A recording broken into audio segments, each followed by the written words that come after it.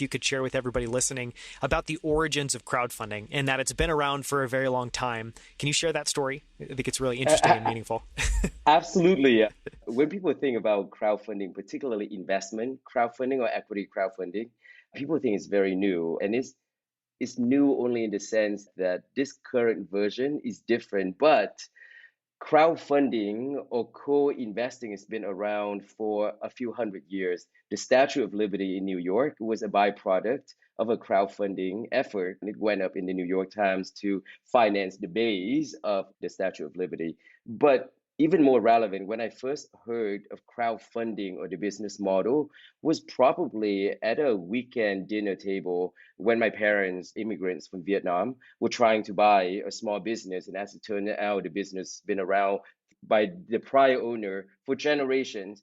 And when that first iteration, I think it was like a laundromat in the outskirts of San Francisco, banks didn't lend to the first waves of immigrants from Asia and other places. So they didn't have any place to do financing.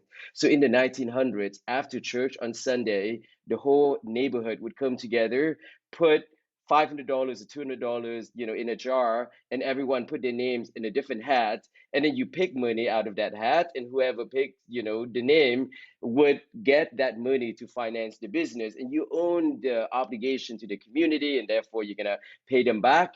But that's what built many small businesses and in fact communities around America. And then it kind of like went away. I think now it's coming back, just better and with global potential, because you no longer gotta know and see people face to face at church in order to get financing. So I think that we are gonna, or retail capital is going to be building communities and businesses in across the US and around the world. But Daniel, in the US alone, Republic is unusual in that not only that we invest in diverse founders in terms of background, we also are very equitable in terms of geographic representations.